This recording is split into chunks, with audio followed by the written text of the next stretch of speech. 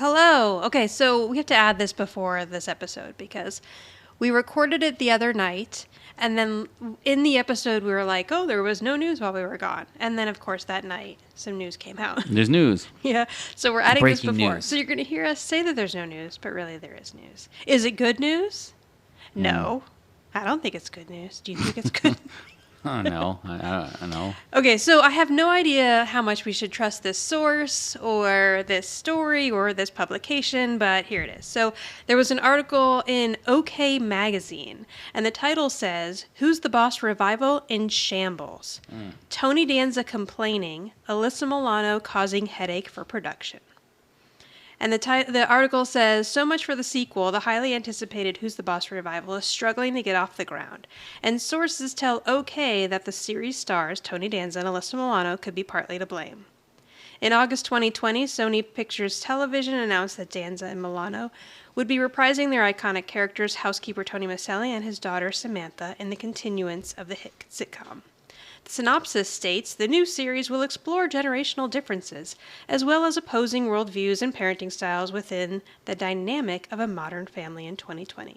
Additionally, Milano's character is now a single mother and living in the same house the original series, which ended its 8-season run in 1992, was set in. Yeah. Sorry, go ahead. Oh, what? No, I was going to say, I wonder how she got the house. That's my only thing. It's the only thing I got out of that. Well, hopefully it's because Angela's her mom, but no, I'm not so sure. Well, no, Angela. Right now, Angela. I mean, she was not a real mom. No, I know, but I know, and then they got if married. the show picks up the way we want it to, they will have been married for like 30 years. That's true. Angela is her mom at this point. But you then know, I and then guess like Angela maybe moved and left the house to her. Yeah, like or maybe Angela's dead. Again, if it's the way we hope it is, maybe Tony and Angela have like downsized and moved out or something, and they've given her. Yeah, these are all questions that I don't have answers to. I mean, they had the house forever, so yeah, maybe they gave her the house. We may never get these answers. Maybe Samantha had problems. So it says, however, the source tells OK that the revival is in shambles, to put it mildly. Tony is complaining that his character, who of course is now retired, is boring, continues the insider, and Alyssa's A-list requests, like a luxury trailer and personal chef, are causing a headache for production. I know, that's why I just get like, well... I know. It says, reps for the actors deny reports of any setbacks. Okay, so I could see Tony complaining about that. Yeah, that part I can see. Right. You know, I know that there are people who hate Alyssa Milano. Right. And there are people who love Alyssa Milano. And then there are people in the middle, like me, who I like Alyssa Milano just fine. Right. I'm mostly aligned with her political beliefs, but that's besides the point. But I don't know. I feel like she's not really the type to like demand some luxury trailer and a personal chef, but who knows? Right. I don't know Alyssa Milano. No idea. We don't know. Yeah. It seems odd to me.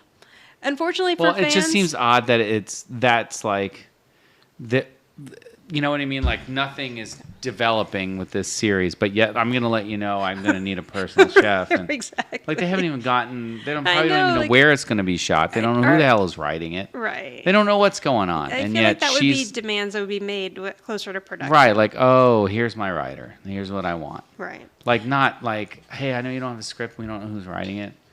You know what I mean? I don't know. Yeah. I'm going to need a personal chef and a fancy trailer or something. Unfortunately for fans, odd. there will be some beloved names missing from the new installment. Katherine Hellman, who starred as Mona Robinson, passed away in 2019. Meanwhile, Danny Pintauro, Jonathan Bauer, and Judith Light, Angela Bauer have opted not to return. So as far as I wonder Danny, about that too. I know, as far as Danny, we know that that's not true. Whether or not he's been asked to return or told he's not returning, I don't know. Again, the Judith, I could totally see her saying that she's not returning. The initial excitement of getting Danza 70 and Milano 48 to sign on, producers are realizing... After the initial excitement of Danza 70 and Milano 48 getting them to sign on, producers are realizing that without Light 72 and the original series' other big stars, the project is half-baked. It just doesn't seem like people are excited about it, the source says, pointing out that there hasn't been any official news about the reboot in months. Hey, listen, we've been doing all we can here, people. I know. We've been trying to get some excitement, but I kind of agree with that. There hasn't been any news Nothing. from the actors who are involved in months, so that's not a very good sign. Back in November 2020, a source told OK that Milano, who has been outspoken about politics on social media, is a magnet for internet trolls. And if she wants to be a sitcom star the whole country can embrace, she has to learn to read the room. However, she's still the key to getting this project off the ground, and the hope is that she can develop some awareness before the buyers back out.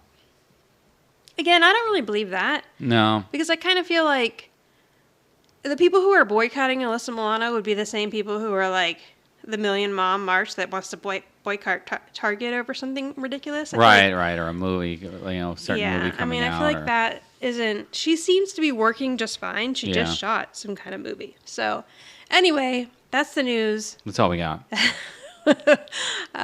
So, yeah, I mean, there's a good chance we're never going to see this, but we're still going to continue this podcast. Oh, yeah. We didn't start it for the... Yeah, no. I mean, we started it because we thought maybe it would help build some excitement around it. And listen, we have about 100 people who are very excited with us, okay? Really? Oh, yeah. That's awesome. I mean, we've got our little group here. We're all excited. So I think we've all done what we can do. And so if they really want this project to happen, then... But I will say that on Instagram, when I posted this article, so many of the comments are also like, if Angela Bauer's not in it, then don't bother. Yeah. And I kind of feel the same way. Yeah. So, okay, we'll see you in a minute. All right.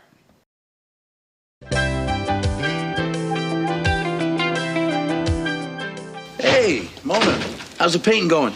Don't change the subject. Dish me the dirt about last night. Mona, if you don't mind, I'd rather not talk about it. All right, Mr. Sensitive. Not another word. Not even in my sleep. Oh, hey, Mo, look who it is. Ready? Hit it. It's somebody's birthday, I wonder who. It's somebody right in this room near you. So look all around you until you see who is laughing and smiling. My goodness, it's you.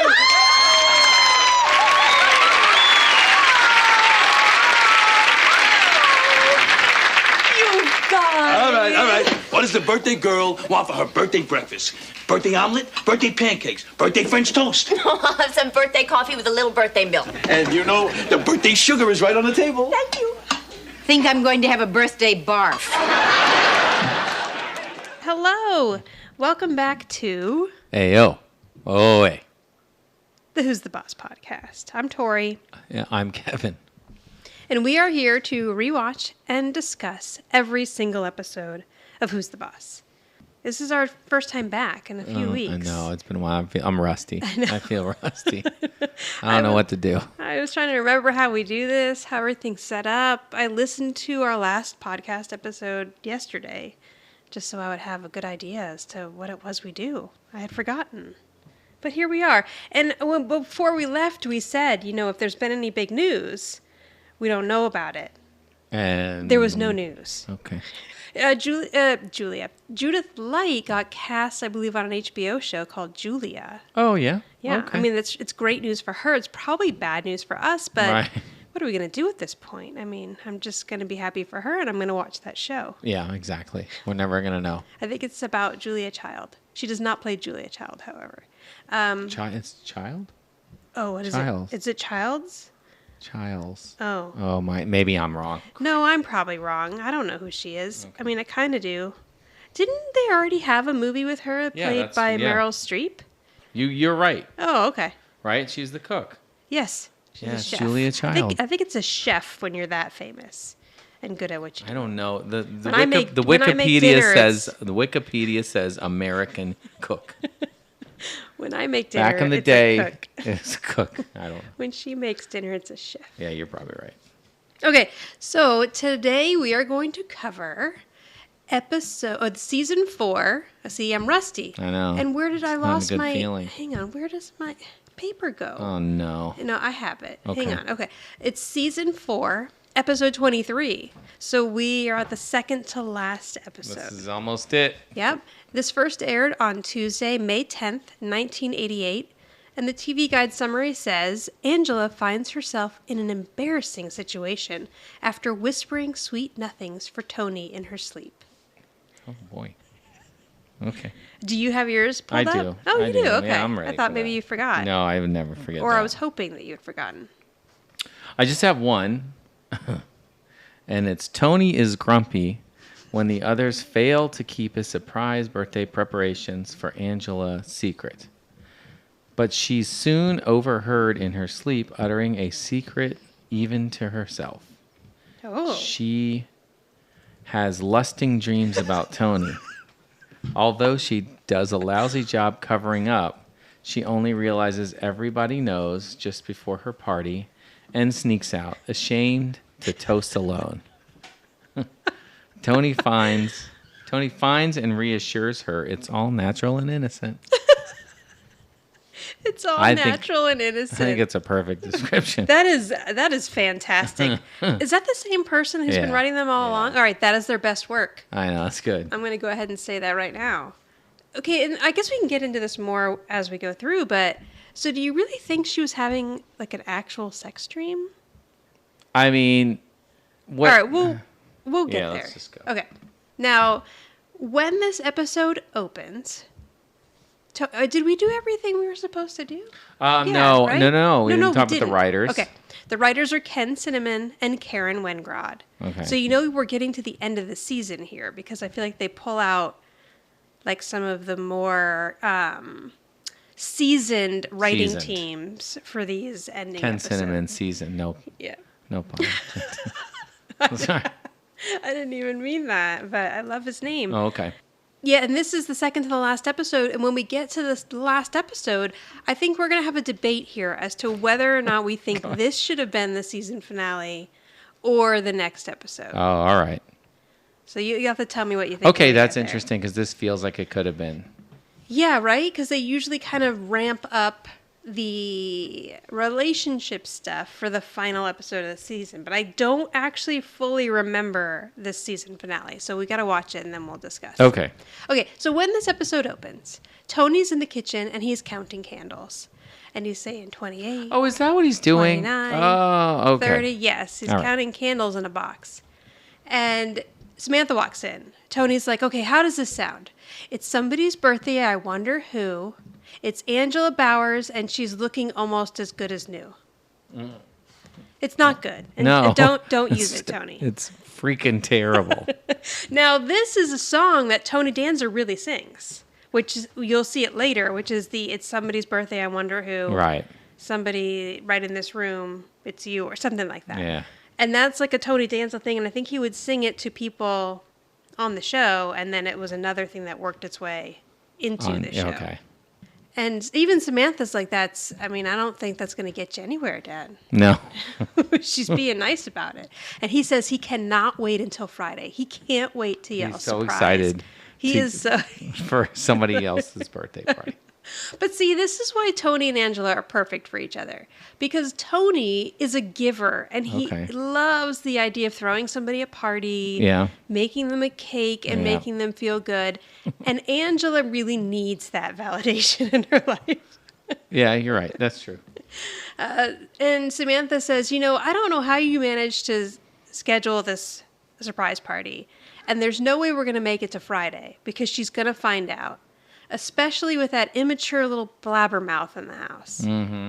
And Tony says, no way. Mona said she wasn't going to say anything. So we know Samantha's talking about Jonathan. Right. Did she just go put bread in the cabinet? Yes, she did. Is that where people keep bread? I don't know. In a cabinet? I don't. I mean, no, that's not a pantry. Maybe. All right, let's just... You know what, though?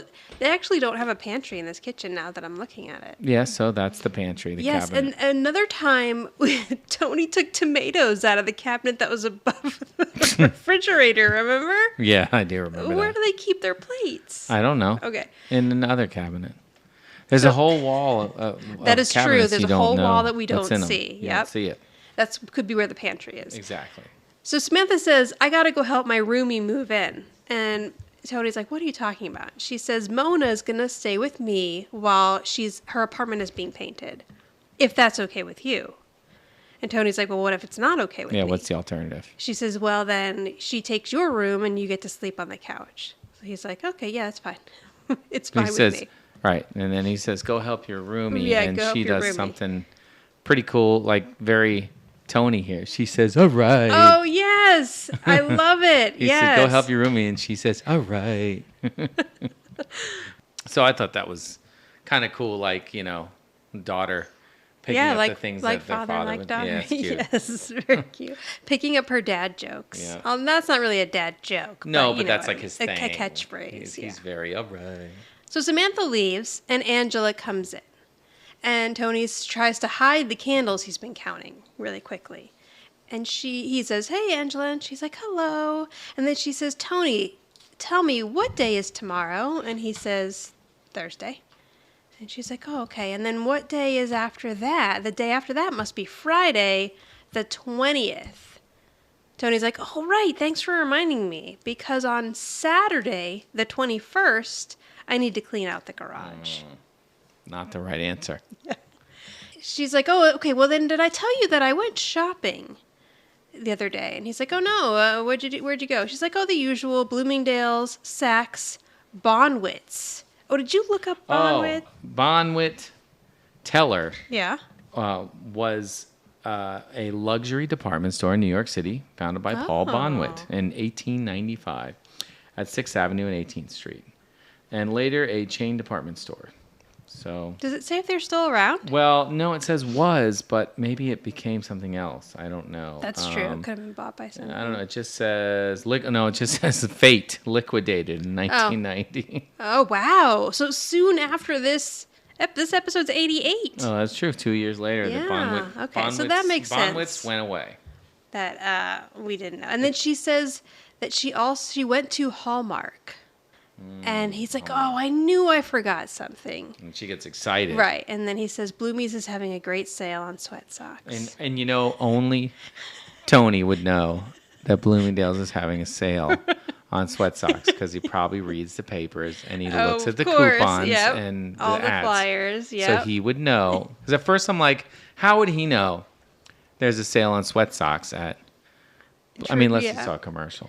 But then I just picture Tony reading the paper and cutting coupons and stuff. But you know that Tony buys Looking for his the sweat deals. socks at Woolworths. Like, there's no way he's going to Bloomingdale's for sweat socks. I know, but right? he's just remembering that he saw the sale. That's all. Or he's doesn't need- completely making it up. True. There's also that. So then she says, on the way home, the strangest image popped into her head. It was a forest, and all the ground was chocolate fudge cake, This is so obnoxious. and all the animals were wearing cone hats, Oh my gosh. Come on. and all the trees had little flames on them. It sounds like a vicious forest fire to me. And that all those animals are going to die if the trees have flames on them.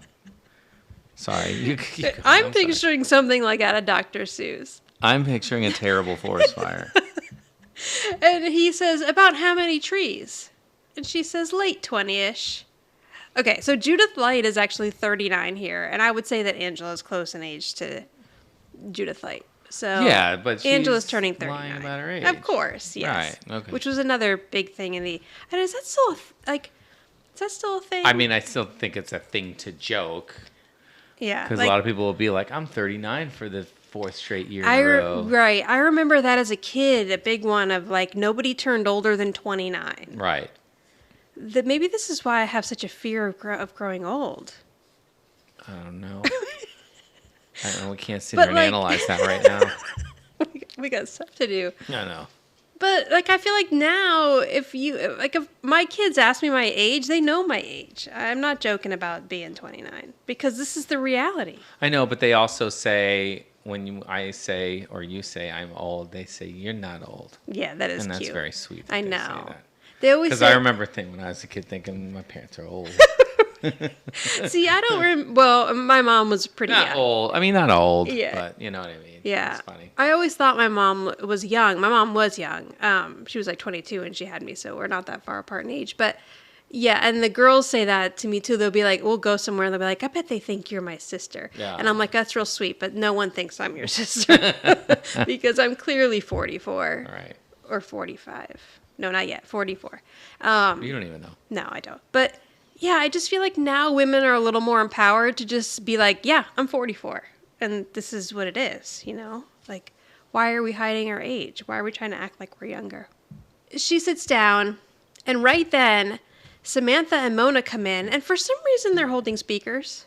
Mona's bringing speakers over to spend the night in Samantha's room. I didn't understand that either. Like, what is the significance of them carrying the Like, I think it's. Do you think Samantha doesn't have a stereo in her room? I think really it's because they needed to be holding something that obstructed their view, That's so what they I didn't think. immediately see that Angela was sitting there. So they went in the prop room and they grabbed big old speakers. And they were like, oh, these two speakers. That makes sense. Because they're probably going to want to blast music in Samantha's room in the middle while of the they drink night. Shasta. And we already know the walls must be super thin. So they're going to hear this music.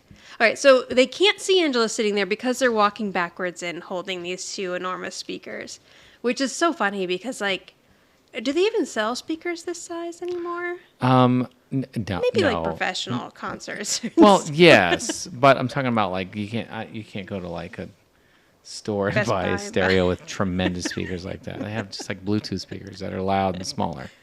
And Mona says, "Don't worry, I'm not going to tell Angela about the surprise party." Right. So Tony's like, "You immature little blabbermouth." And then Angela starts squealing in the way that only Angela can. Mm-hmm. And she's like, "Oh, you didn't forget." And Sam's like, "Oh, yes, no, this was all Dad's idea."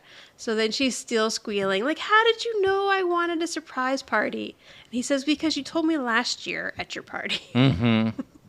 And then she's getting all excited still. And he's like, "Hey, Angela, will you please stop with all the awing?" And he goes over to Mona and he's all mad. He's like, "Why did you tell her?"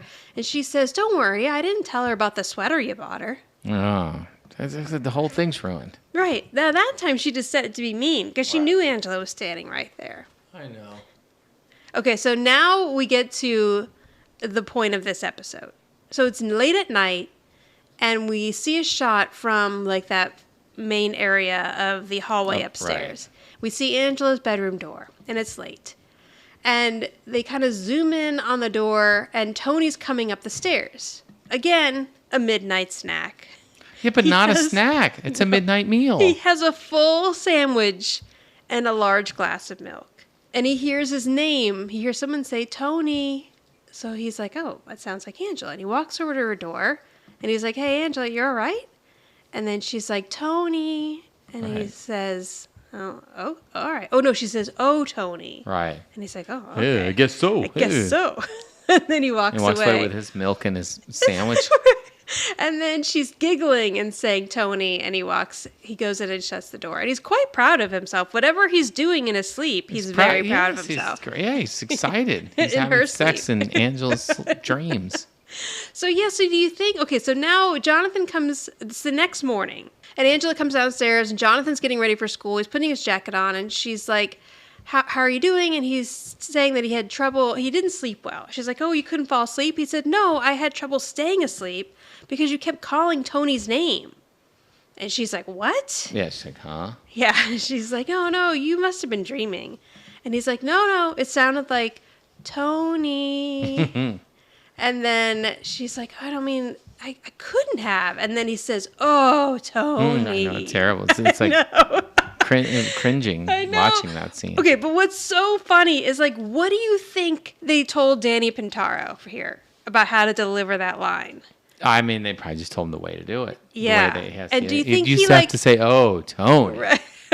Now, do you think he, like, questioned it? Do you think he... I mean, because he probably did a lot of things he didn't understand what the heck he was doing. That's true. On the show. But also now, what is he, like 11 or 12 here? I feel like we were a little less naive than kids these days as much. Maybe. So, like, maybe he kind of had an idea of what he was doing, but I don't know. I would love this part, if we ever get to talk to Danny Pintauro, this scene and the one where he had to say, "Why don't you guys have sex already?" or whatever. Yeah. I would love to know, like, what they actually told him before he had to deliver those lines. Yeah. But this is great because normally we don't really get to see Jonathan doing much in the episode, and I really enjoy the Jonathan parts in this episode. He does a great job. Yes, this is a good Jonathan episode. Yes, very good. So then Angela's like, "Okay, I get the picture." And she says, "You know what? I remember now. I did call Tony's name last night because my window was stuck." Oh, right. Of course. Yeah. and I couldn't get it open. And he says, he looks at her like he doesn't understand what she's saying. And then Samantha walks in, and this is really cute. She says to Jonathan, come on, Pop-Tart, we're going to be late. We're going to miss the bus. I know, which is sweet because normally we don't see her being very nice to him.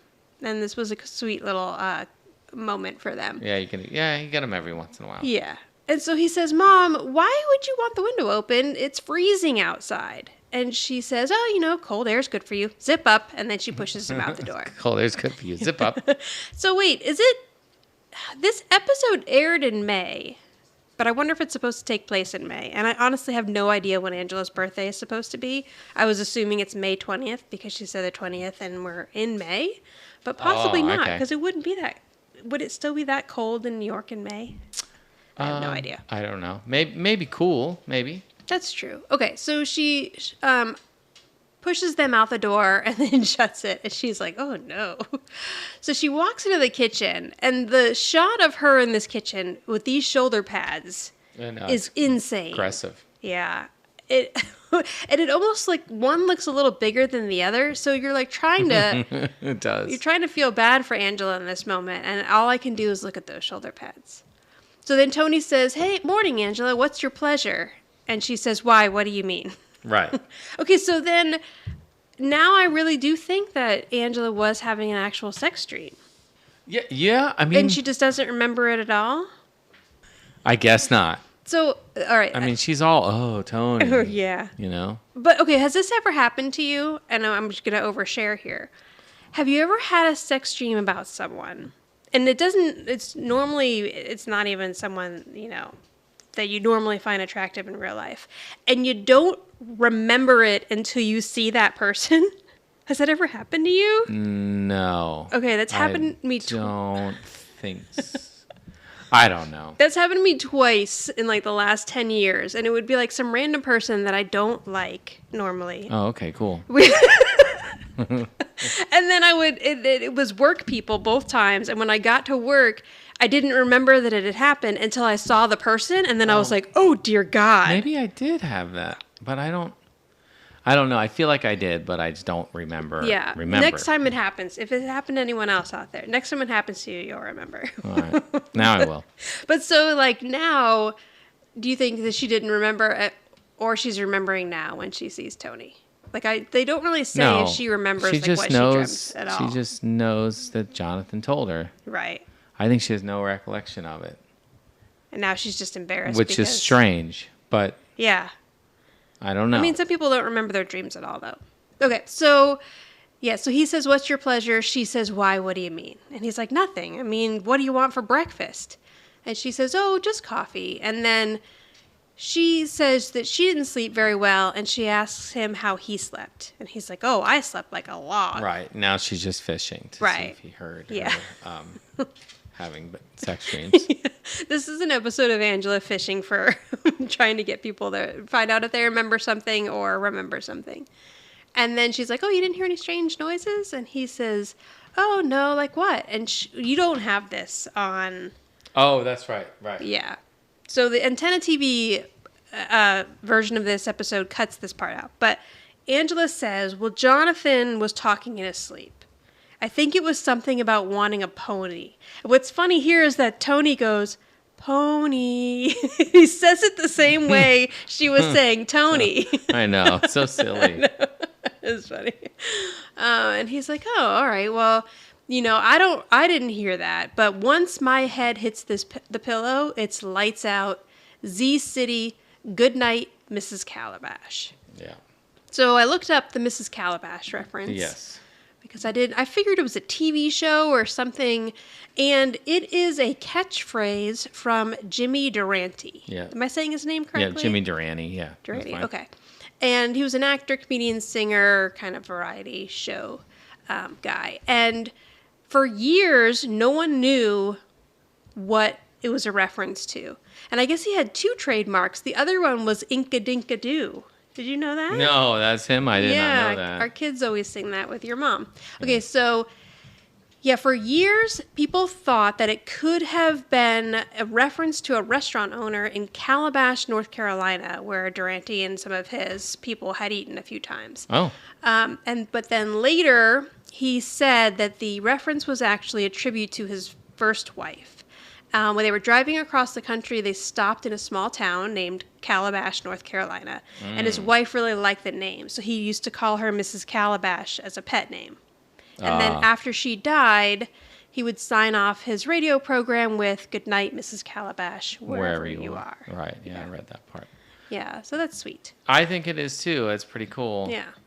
That seems like an older reference even for 1988, but it's Tony, so he would totally know that reference. Yeah, I guess so. Yes, he would. So she's like, okay, well, I better get going. He's like, okay, have a nice day. And she walks out. And then she walks right back in. And she's like, just curious, say Jonathan talks in his sleep again tonight. And he's like, well, he probably won't, but if he does, I know how to stop it. And she's like, oh, yeah? And he says, yes, I used to have a teammate named Big Ted O'Brien. And he started sleep talking about this lady fan. And he was worried that his wife was going to find out. So the doctor told him, you got to exercise, take a hot bath, and have some warm milk right before bed. And she asks, did it work? And he says, no, his wife caught them underneath the bleachers. Or warming up in the bullpen. Oh, warming up. And then she says, no, I mean for the sleep talking. And he's like, oh, yeah, worked like a charm.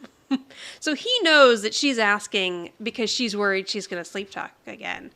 And he's giving her advice. He knows that she's not talking about Jonathan.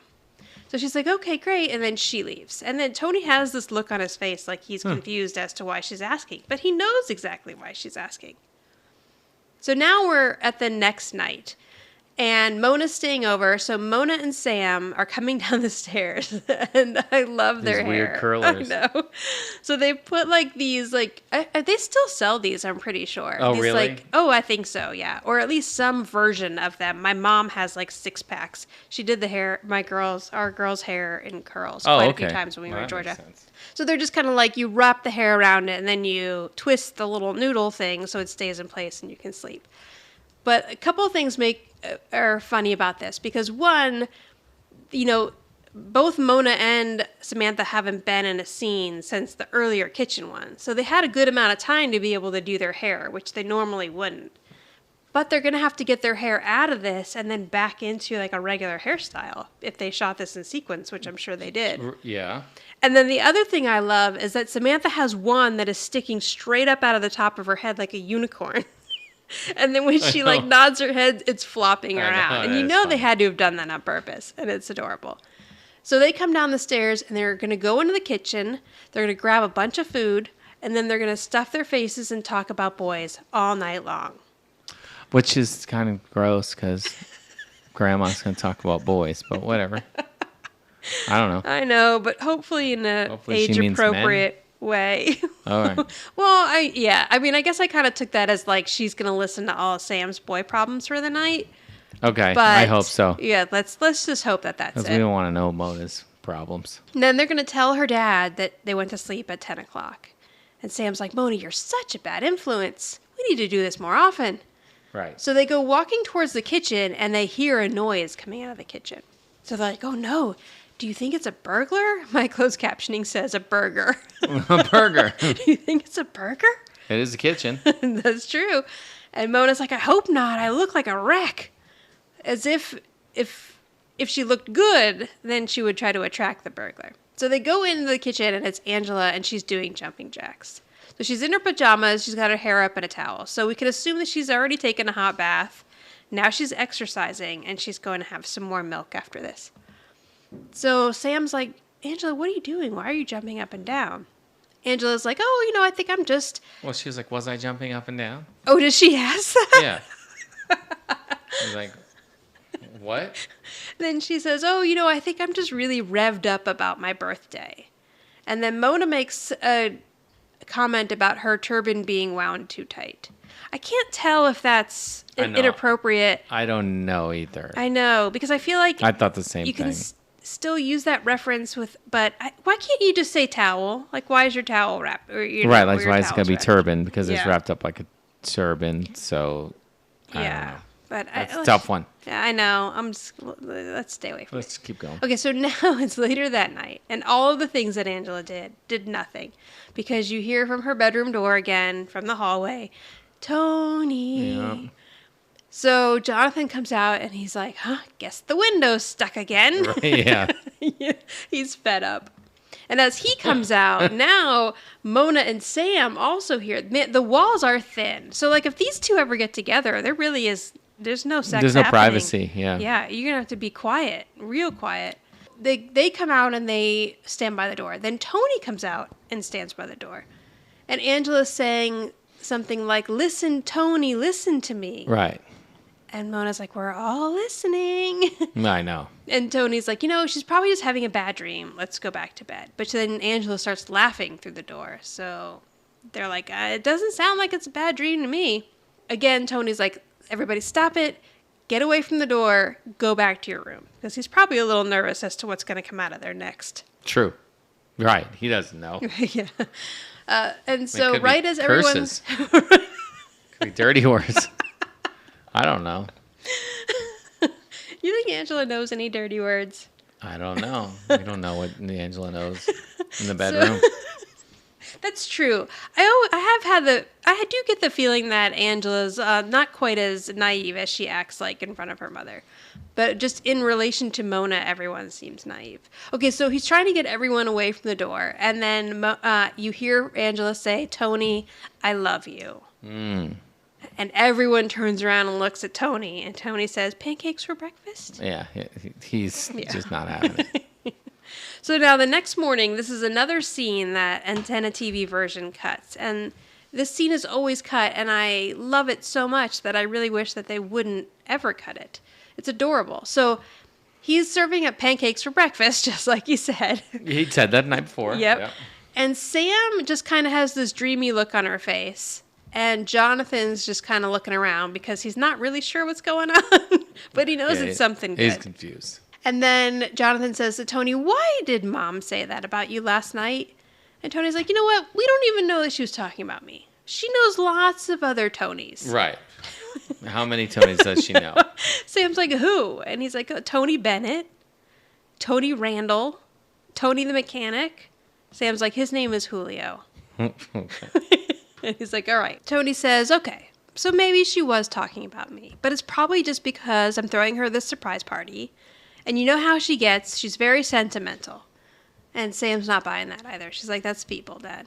And he says, okay, all right, well, what did Angela really say last night? It said that she loved me. And he's like, so I love her just like I love you and I love you. He says, this is a very loving household. So Sam gets up, and this is the part that's normally cut out, where she says, Dad, it's fine. I'm really happy for you. And if things work out, I have dibs on your room. And then Jonathan's like, wait, are you saying what I think you're saying? And she says, yep, your mom has it bad for my dad.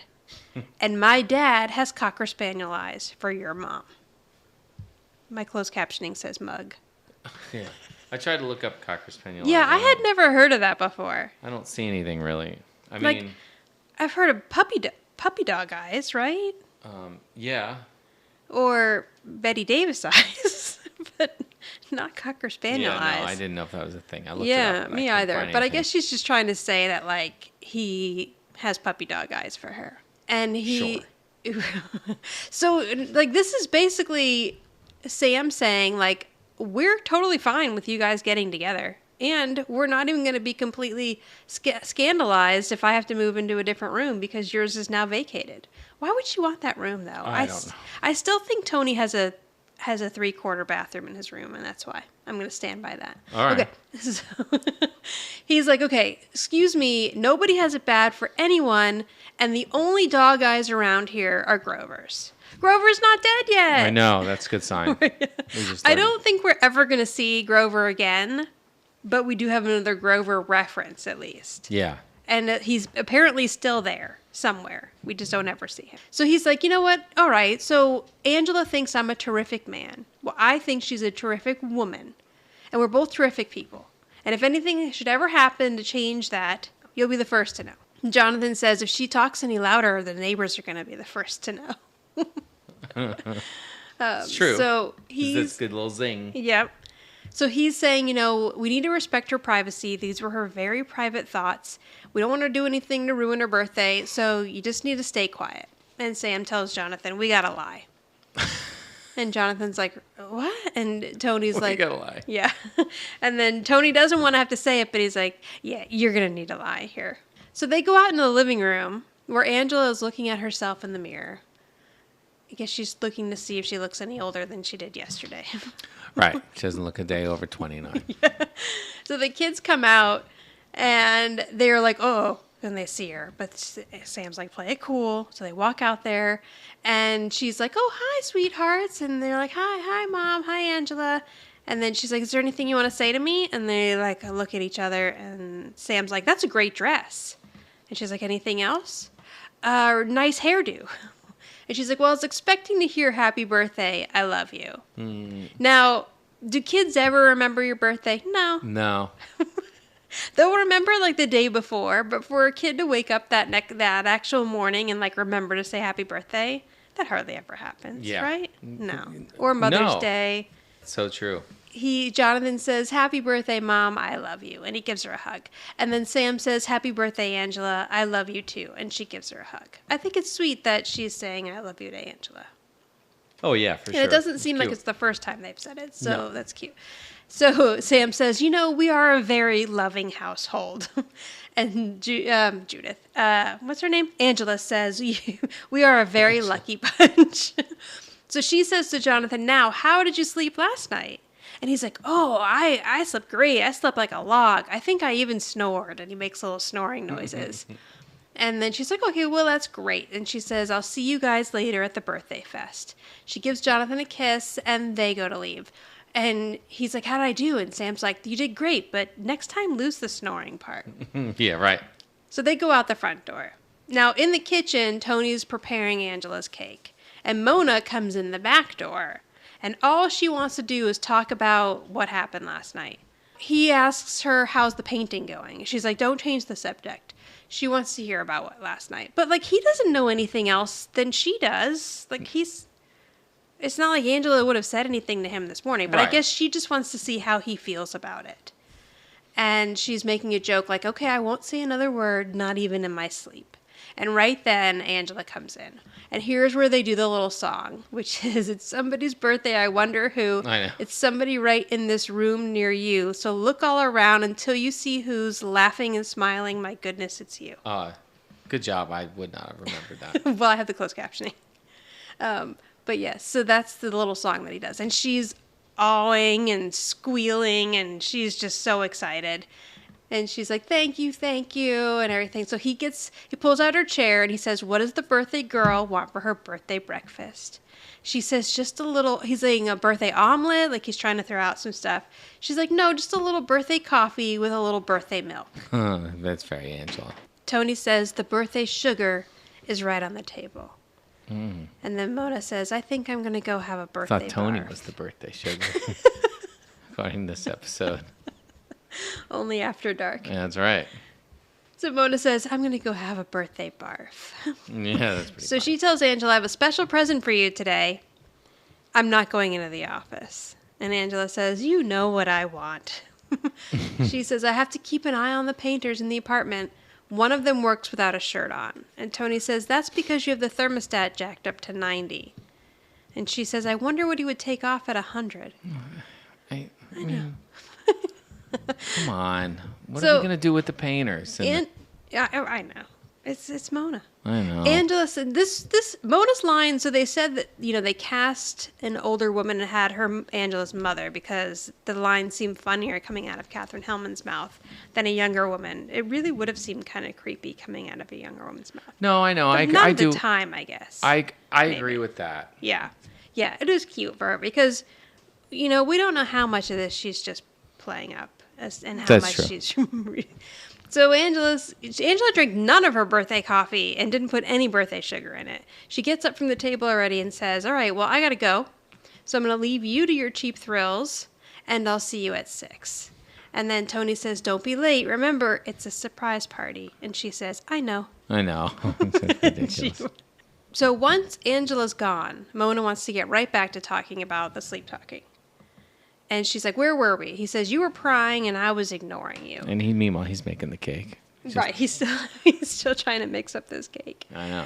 And she says, I bet that I will win. And he's like, listen, you need to drop this because us discussing Angela's sleep talk is just as bad as reading her mail.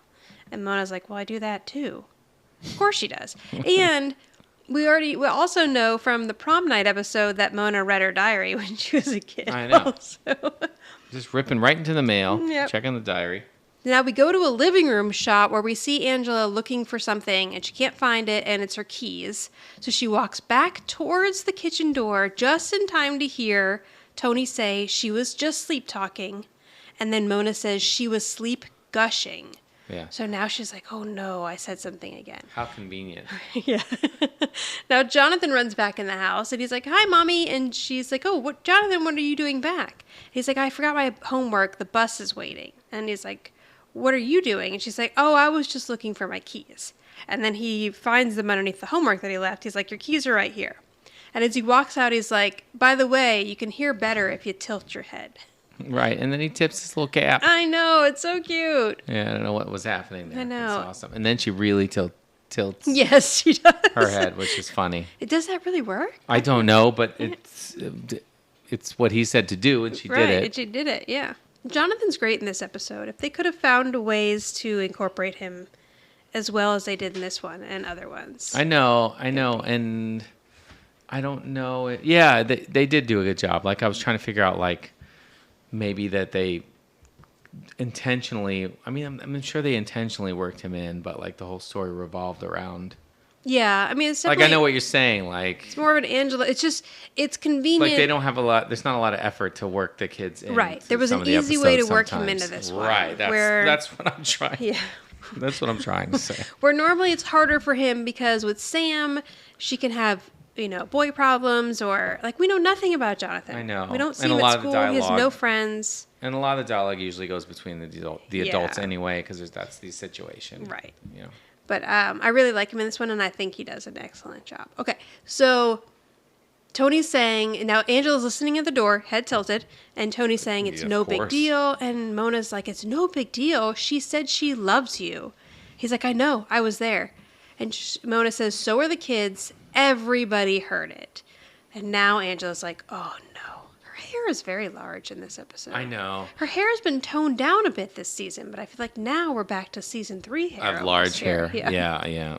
So now she's like, I got to get out of here, and I'm never coming home again. I know. And the great thing about this part is once again, it's Mona trying to push them together. Oh, yeah. I mean, I know that's obvious, but it's just like Mona has always been a big, like, proponent of them getting together. Yep. And, like, Angela, what's wrong with you? Like, my God.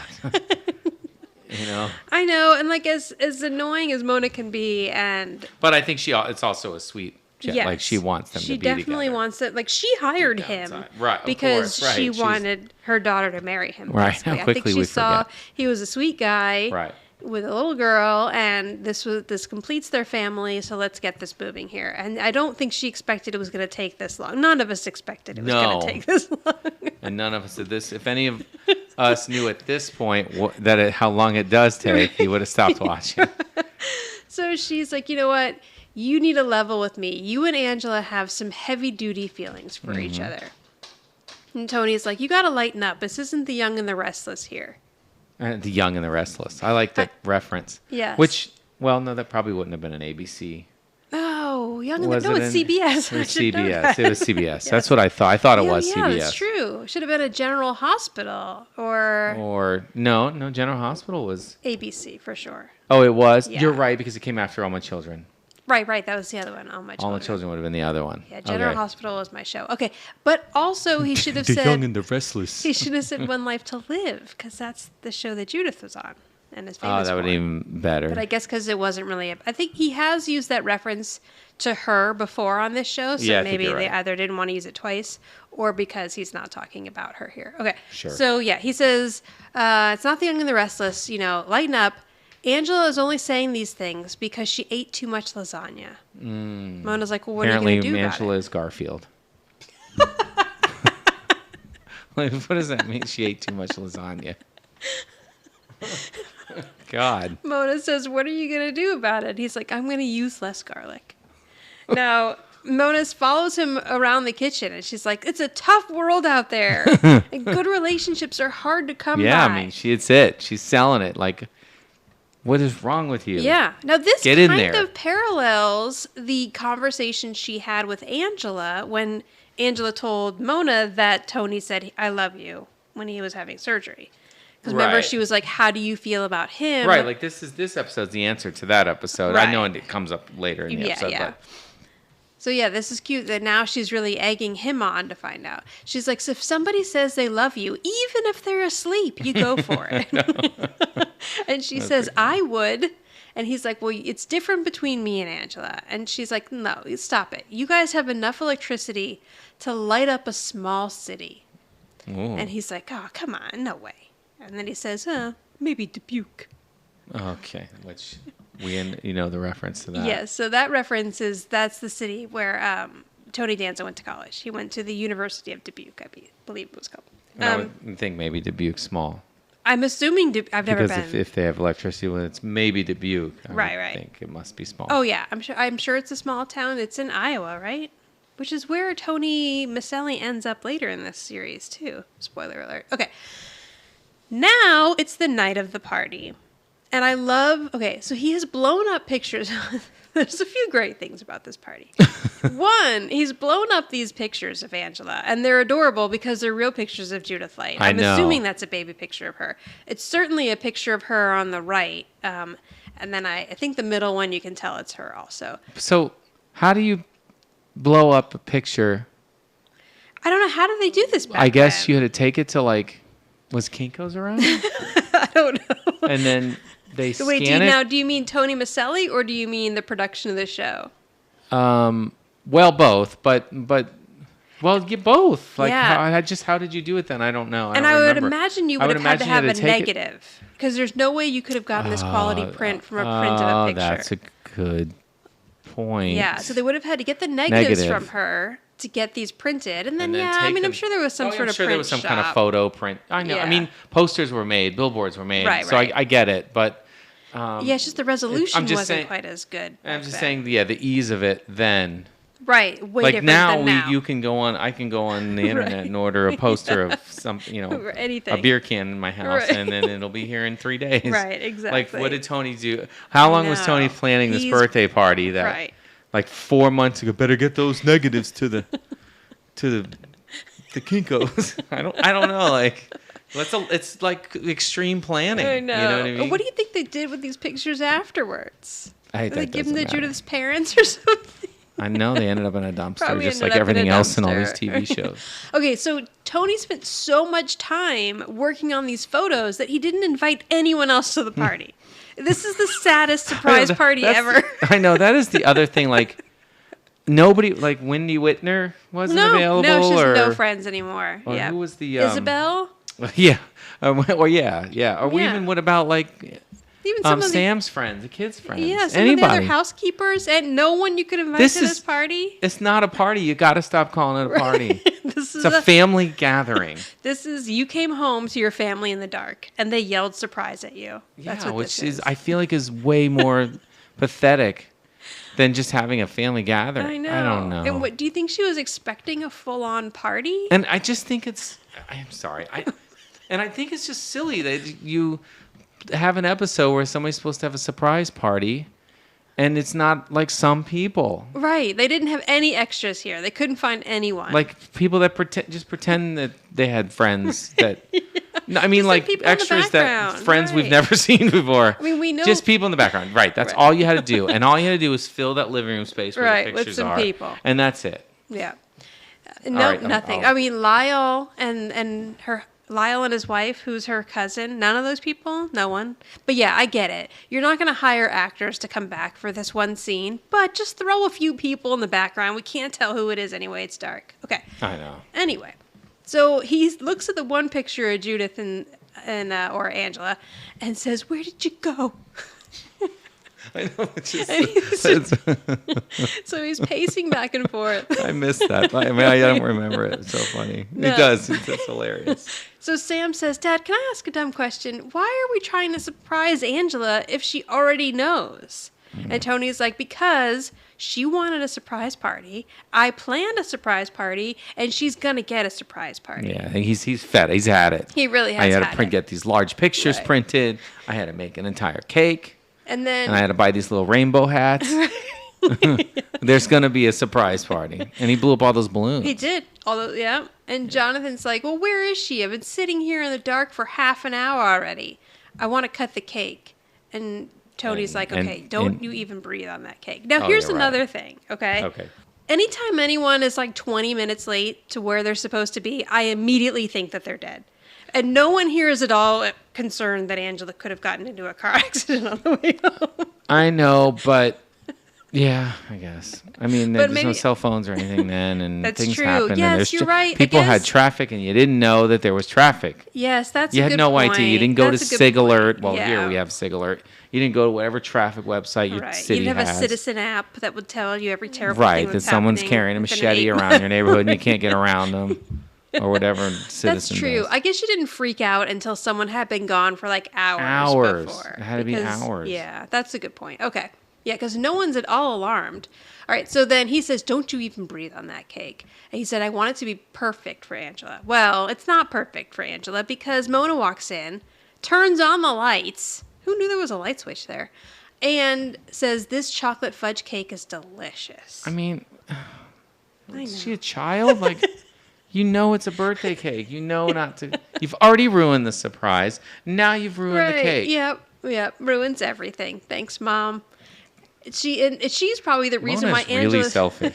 She's really selfish. If you Again, think about it, a funny she's very selfish. Sitcom characters are funny people, but they would be terrible people in real life. Yeah, that's very true. That is always true. Yes. Okay, so and meanwhile, we know that Angela's making sure everybody remembers it's her birthday because her mom has forgotten before. Okay. So Right, that's true. Mona's like, "Well, come on, I didn't touch any of the letters." And then she looks down and she's like, "Oh, okay." So it says "Happy Birthday, Angela," which I thought was pretty funny. So he's like, "This is the worst. This is the worst surprise party I've ever I thrown." know, he's so. And when that raises another question. How many surprise parties? This is the worst because you didn't invite He was anyone to the married, party. You know, he's That's probably- true. I've thrown a surprise party for you. You have, and you invited people, and it was fantastic. Yeah, it wasn't like this. It was just the family. And it was before. Wait, no, it was after we had kids. Yeah, I didn't just come home to you and the kids sitting in the No, dark. wait a minute. Well, there was one before we. Yeah, Yeah, there's I've been a thrown couple. 2 surprise parties. Yeah, I gotta. Up So I'm my like, game. I'm not like good with this stuff. Tony Danza, and I've. Micelli. I mean, well, yeah, Tony Micelli. Sorry, that I've thrown multiple.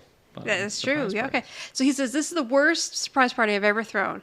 The guest of honor doesn't show up. I got a half-eaten cake, and I just broke the rubber band off my hat." Here's what Sorry. What happened? Well, I don't know why I said sorry. The cat was on the piano bench, and she was slowly rolling backwards onto her back, and did not realize she was at the edge of the bench. And she went down, and the other cat was next to the bench, and he took off like the house was being firebombed. I don't know what the hell just happened. right, And the well. dog ran for no reason. Just because he does that. I think he thinks it's time to play chase, and he Oh my chases goodness. them. Our children aren't even here I right know, now. and we They're can't still get on through this vacation, and we freaking can't get- podcast. Okay. All right, sorry. So Mona's like, "Where could she be? The answering service says she left hours ago." Oh, see, that's the answering service. Okay. So that was the cell phone. Right, then. but I still mean, no for- concern that she could be dead on the road somewhere. That's another good point. That's true. And then Well, yeah. Yes. Mona says, maybe she didn't want a surprise party. Or somebody says that. And they're like, no way. She was way excited. Oh, right. Well, no, but at this point, she says the answering service says she left 30 minutes ago. And then Tony's like, let's not overreact. I'll check the hospital. Hang on, not yet, though. Oh, is Yeah. my Hang thing on. behind? I don't know. Probably. All right. Well, the Or cats am I threw out? us off here. I know. I'm like kind of sweating now. And somebody says maybe she didn't want a surprise party. And Jonathan's like, no way. She was so excited. She was trying to find out what Grandma and Tony were planning. Okay, yeah, you're right. And then they're like, wait, what? And he said, well, this morning when I came back in for my homework, Mom was listening at the kitchen door. So now they realize, oh, no, she heard what we were talking about. So then Tony does say, yes, no one panic. I'll check all the hospitals. You check Okay, 31 sorry. flavors. I tried to skip over a very important part of this episode. But so now now that they understand that Angela most likely is hiding from them and not dead, he decides he's going to check the hospital. Right. Oh, All my right. God. But yes, so 31 flavors. So Tony says, I'll check the hospital, you check 31 flavors, which I think that's, a reference to, obviously, Angela's eating. Right, her wanting ice cream or eating sweets. That, Yeah. But so I thought, well, 31 flavors is Baskin Robbins, right? So I tried to look up if at some point they were called 31 flavors. But I'm looking at, on their Wikipedia, at their older logos, now the 31 is worked into if you've ever seen a Baskin Robbins logo, the BR has the 31 worked into it. Right. If you didn't know that, you're welcome. Look at it and you'll see the 31. And the only reason I say that is I think it took me a very long time to realize. Oh yeah, it. I did not know that until somebody pointed out to me. Like 2 years So ago. once you see it, you never unsee it. Right. But if you don't, if you didn't know before, but they're older. They had an older logo that it was just Baskin Robbins really small, and it said 31. So I think maybe back then people just called it 31 flavors. I mean, that's probably a very Northeast thing too. Hey, let's go over to 31 flavors. But do you know why they have 31 flavors? No, and do they always only have 31 flavors? They always only have 31 flavors, but they've had thousands of flavors over the years. But they only always have 31 flavors because they want you to be able to have a different ice cream for every day of the month. Oh my goodness! And I thought didn't know that. I thought that was fascinating enough to bring up and completely derail this podcast and tell everybody about it because I thought it was so fascinating when I just read that. I also find that fascinating. I do. I had no idea. I did not either. It's on the Wikipedia, and Wikipedia never lies. Go take a look, everybody. But yeah. So anyway, look at that Baskin Robbins logo. That is yes. That is interesting. Okay. All right, keep going. So now he goes running out, and I don't know what the rest of the family does. Probably eats the rest of her cake. So they actually do eat more when you find out later. So now Angela is at a bar and she's sitting alone and she says into her drink, "Here you go. Happy birthday, Angela. It's just you and me, kid." And the bartender's like, "You got troubles, lady?" Okay, this guy, his name Joe. is, so it's Joe. He's played by Michael Aldridge. Oh, wait a minute. Aldridge, he's not, no, it's different spelling. I was wondering if he was related to the Aldridge who was a writer on the show, but I don't believe so. Okay, so this guy was in a lot of stuff, like well-known stuff. Character actor, All in the Family. Okay, I felt like I recognized him, but I don't know. I have no idea from what. Yeah, probably just from shows here and there. Right, so okay. The Jeffersons, One Day at a Time, I've Bob watched. Newhart show, Yeah, okay. The Incredible Hulk, Okay. Quincy and Me, and I'm not naming everything. Right, you're This just is throwing a out lot of episodes stuff. that might be a little more popular. Okay, and then he was on Taxi, so I wonder if he knew There Tony you go. Danza. Maybe. Yes, possibly. I think all these people just would call Tony, hey, Hey, you got you're work? on some new episode, a new show. I don't Anything know. from me? Like, it could be a coincidence, or it could just be like, oh yeah, because Tony Danza seems like a loyal guy if if he likes you. So it seems like maybe he worked with these people and just thought like, oh, let me call this guy up for this or something. Scarecrow, Mrs. King, the A-Team, Family Ties, he's a Hill Street character Blues. actor. Yes, tons of stuff. And unfortunately, he passed away in 1997 at the age of 56. Yeah, I mean, he's young in this episode, and Yeah. this is only about 8 years. He lived 9 before more that, years right? after this. 9 more years. Yeah. And you said he was 50. 6. So he's 50, like so he's like 47 here. Oh my gosh. Yeah. I mean, he looks older than me, and it's not. I know, but people looked older I know then. they did. They just did. It just makes you feel. He's a bartender. I don't. Yeah. Stop! What are you doing? Okay, now the I'm cat's sorry. on Kevin's. Hang on, and she's turned on airplane mode, and hang on. Get out of here. So Angela says, "I was talking in my sleep, and I said I love my housekeeper, and everybody heard me." All right, now I don't like Joe so much anymore here because he says, "Hey, lady, it's not that kind of bar." I know. I know. But I mean, for the amount of jokes that Three's Company was, well, actually that was way before the show, but Yeah, those but kinda it's jokes. 1988. I know. It was completely acceptable for you to be like, you can't be in here if you're gay, I guess. But the interesting thing is Judith Light is such a big advocate for LGBTQ plus and has been for most of her life. I mean, vocally most of her life, I'm sure all of her life. And it's just interesting that, like, she wouldn't be like, can we just change that to something else that's not quite as offensive? But I honestly don't think it would have been seen as offensive then. It was just a thing that you could say. right. It's not that kind of bar in here because the gay people had to go to the gay bars and right. and hide basically. But yeah, so we'll just let that go because it's the time. Okay. Now, I mean, not that we can do anything about it. No. All right, so she's like, no, you don't understand. My housekeeper is a man, and I can never face him again. And he's like, oh, that's really humiliating. All right, this drink's on the house. And he walks away. I know. He's like, this one's on me. So he goes over to talk to some other person in the bar, and this guy is credited, but he has no lines, and I don't know. Oh, but he is credited. That's interesting. Yes, but you know what? I think, honestly, he probably had, or someone in his family credited him in this episode because they knew he was in it, because they wouldn't have had his name in the credits. We can check when this rolls, but I don't think he would have been credited by the show. But you can update IMDb if you have an IMDb Pro. Okay, now, so she says to him, my family is throwing a whole birthday party right now for me, and I'm not there. And she's like, you probably think I'm a horrible person.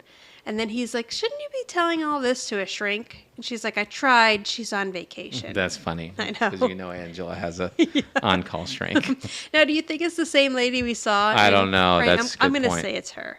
Yes. Yeah, because and that lady knows all about her and Tony's issues. And she knows that she loves. I mean, this is not a new revelation for Angela. Angela's known since the beginning of the season that she is in love with Tony. She's now just said it because she's keeping it inside. So that lady would probably be like, you're being ridiculous. Why don't you go see if this man wants to go out on a date with you and stop coming to my office? Okay, so she says she's on vacation, which she probably isn't on vacation. She just doesn't want to hear from Angela right now. Right. She's like, oh, turn off the phones. So she sucks down her drink and she says to Joe, get me another, but make it a double. And he's like, okay, another tequila sunrise virgin. Yeah, virgin tequila sunrise. Virgin tequila sunrise. And he's like, you sure you don't want anything stronger? And she's like, oh no, I really feel the grenadine starting. That's to hilarious. kick That's so in. funny. Grenadine. What is grenadine? Grenadine, it's it's non-alcoholic bar syrup. Oh, okay. With flavor, Just like a sweet it has syrup? flavored. Yeah, it can be any kind of flavor, but yeah, it's just a bar syrup. I think it's in a Shirley Temple. Oh yeah, that sounds If I about right. remember Yep, correctly. that would make sense.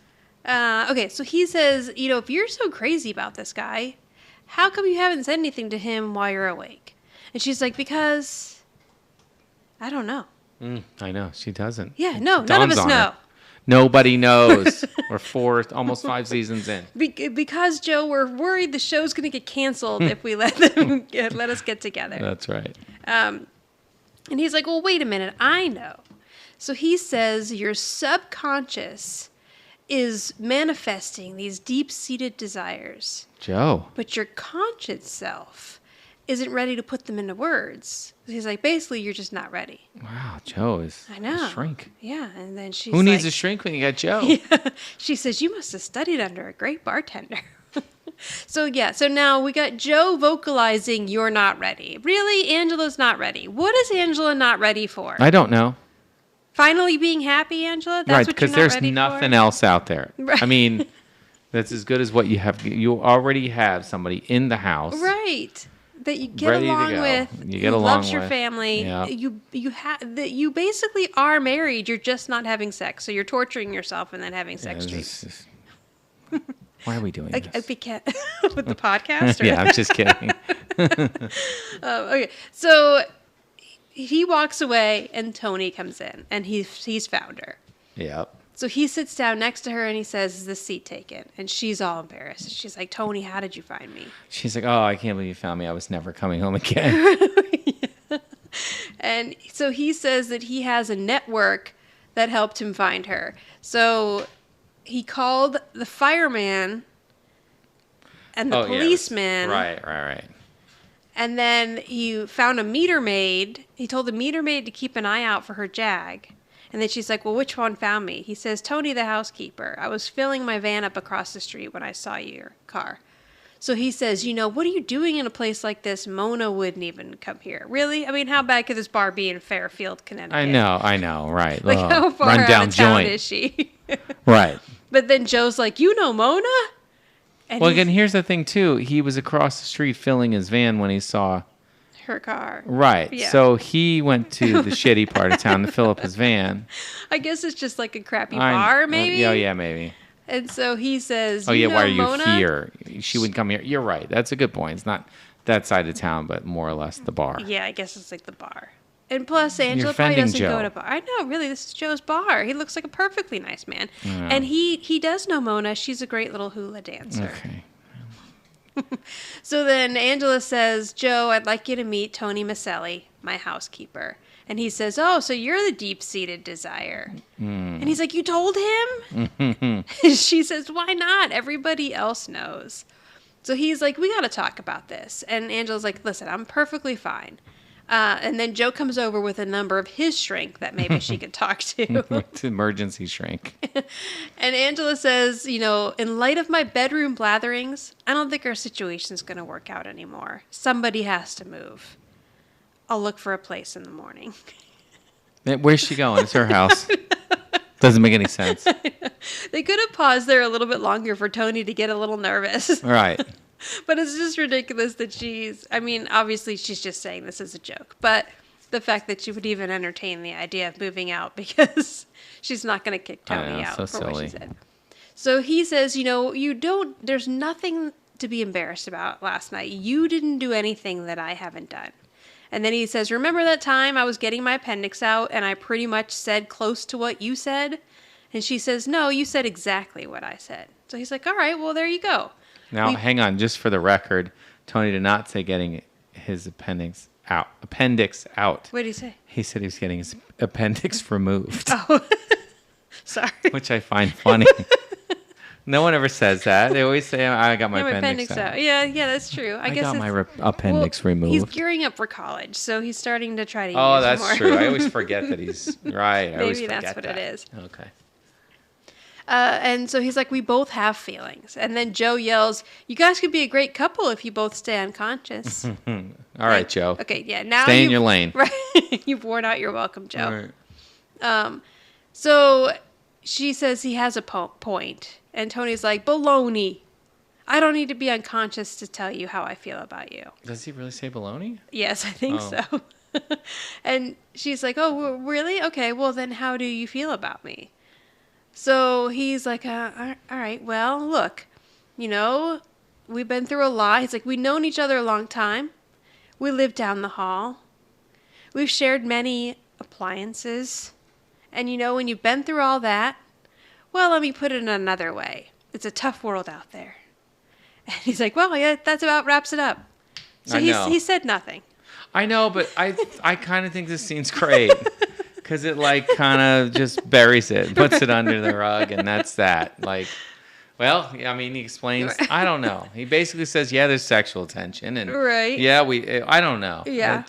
I thought that was funny. It's just. I mean, it's true in that way that you can't really vocalize these things sometimes. You can Yeah. say it in your head, but when you're right in front of the person, sometimes it's harder to Right. actually get the words out. And they need to bury this so that they can continue on for three more years. Yeah. So he's got to say a lot without saying anything here, and he does a good job of it. Okay, so Joe comes over and he says to today's best customer, and he hands Angela a little bowl of peanuts, right? Yeah, I think so. Peanuts or something with a candle in it. Yeah. And so she goes to there, like he tells her to make a wish. And in true Angela style, she pauses for a moment and then says, "When I was a little girl." Oh my God, yeah. I lost it here. It's so funny. And Tony's like, oh my God. I know. Tony's like, come on. I just want to go home. And so she says she used to stay up all night before her birthday thinking of what she was going to wish.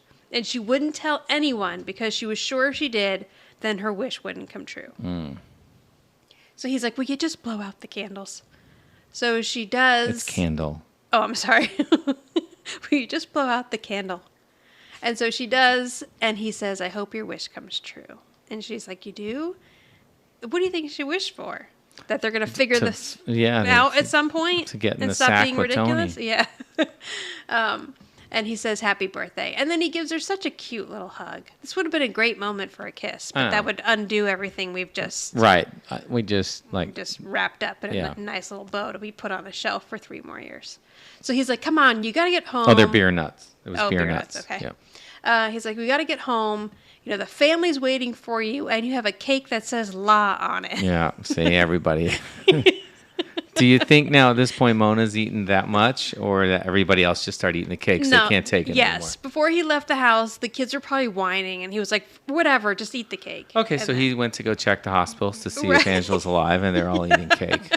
Pretty much, yep. Well, hopefully Mona and Mona went over to 31 Flavors on her bicycle to look for her.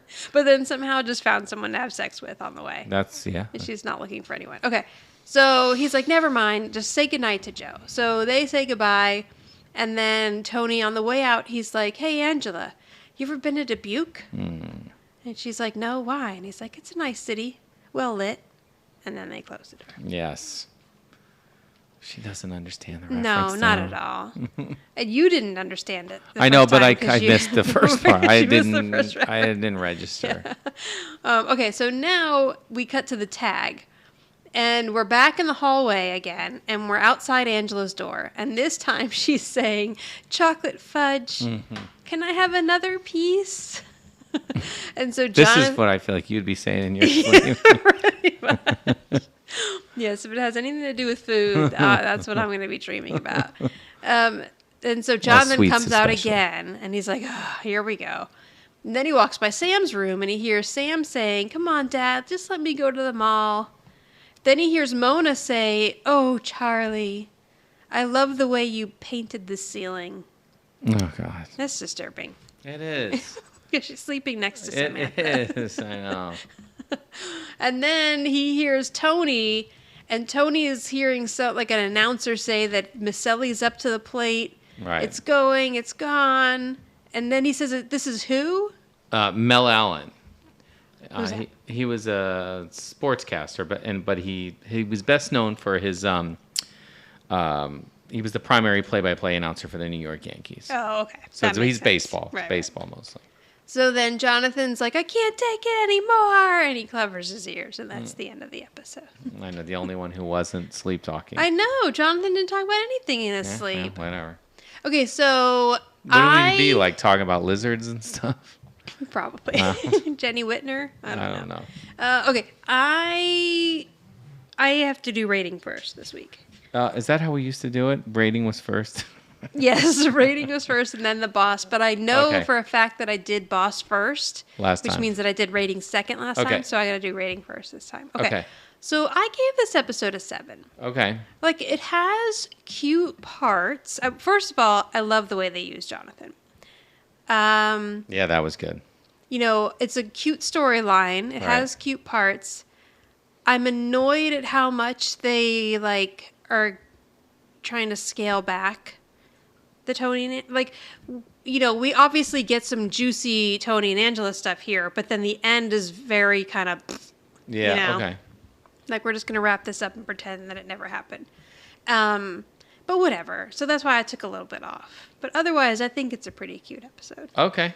I'll agree. I think it's a 7. Okay. I mean, I think the talking in the sleep stuff silly. You know what I mean? Of course. But I mean, it made for the whole episode. Right. And I think I agree with you. I like the Jonathan parts. I thought he had some great scenes, especially the tipping of the hat was just so Yes. cute. And like there were just some great moments in it. And it just kind of like included everybody, you know what I mean? Yeah, it did. Not equally necessarily, but like everybody had, you know, it was like the whole family was in the episode doing everything, you know what I mean? Yeah. Or whatever, you know what I'm trying to say. So yeah, I thought that that overall it was a 7. I'll agree with you. Who's the boss around here? Me or my mother? Or maybe it's you? Tony is the boss. All right. I mean, I think that's obvious. He kept it together the whole time when Angela's having sex dreams about him, and you know, didn't, in as much as immature sometimes as Tony can be, he handled it well. Yeah, that's true. And You once think... she realized, he knew, he still tried to hide it and Right. just kind of sweep it under the rug and move on and go on with the party. And I mean, and he's also the boss because the whole time he was planning this fantastic party where he was blowing up pictures and doing all this stuff and balloons and blowing up the balloons and everything. And then in the end, when he tries to, you know, when the party is supposed to happen, she's embarrassed and he goes and tracks her down in the Right. van Yep. and brings her back and everything. So, and then brings the family back together again. Yeah. So without a doubt, Tony's the boss. I agree. I agree so much that I'm not going to say anything. Yeah, I And don't think there is. I just covered everything. I'm going to No, use I'm my just kidding. time to say, do you think that at some point Tony was like, damn, she's having a sex dream about me? Oh, God, absolutely. Like, Any male would have run with that. He really Except in a does perfect kind of- world, it would have been like you just pounced the next day. You know, Right. kind of- doesn't matter what the circumstances are. I don't know. I'm just kidding. That sounds a little bad. You should I know, but clarify it is that. just But what I it understand is. what you're saying. Right. Right. Be like, hey, I think you like me. I like Let's just you. do this. Let's Stop make wasting something time. happen here. Right. But yeah, I know he does really kind of keep his cool for the fact that she was. I don't think I really realized that she was actually having a sex dream until we watched it tonight. But Oh, really? You haven't watched it in a while? no, I mean, I don't know. I just figured she was saying, "Oh, Tony," for some other. I don't know why. Okay, yeah. You cleaning that rug so good. Good job on the rug. I Well, would have 'cause- immediately. That's immediately what I thought. But the second night, she's just having a dream about him because she's saying, "Listen to me," and then yeah. So the first night, Well, I think, maybe. yeah, the first night they consummated, and then the second night she said she loved him. All right. Anyway, all right. So you can reach us. I don't know why you'd want to reach us at this point, but you can reach us at Who's the Boss Podcast on Instagram or Who's the Boss Pod 1 on Twitter. On Facebook, we have a page called Who's the Boss Podcast page, or go to anchor.fm/WTB podcast, and there you can leave us a voice message. So next time, we're going to cover the season finale. Ah. Yes, and this episode is called The Two Tonys.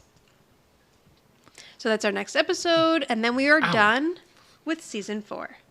Sorry, the cat just The cats attacked are me. menaces I mean, her tonight. little nail just came. Let me see. When was this one recorded? Oh, okay. This episode was actually shot the 12th episode of the season.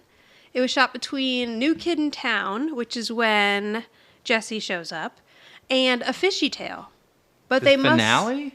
No, the one that we just did. Oh, okay. This all right. episode. But they must have realized, like, we should hang on to this until Till the sweeps, closer until to the the end. closer to the end, because Okay. it's relationship heavy. But yeah, that's interesting. It was shot way before. So then the Two Tonys, which is the season finale, was the actual last episode shot of the season. And I remember this next episode, the Two Tonys. We Yeah, watched I know. We I watched this don't know fairly how I feel recently. about this one, so we'll this. I find know. out. All right. Watch it Well, again. you stay tuned. You'll find out next week. Okay, thanks everyone. Bye. Bye. If you like this podcast, please subscribe and give a big thumbs up and tell all your friends. And maybe you can tell your grandma, your mother, and your sister or brother. Maybe you have no siblings. Tell your dog and cats. Bye.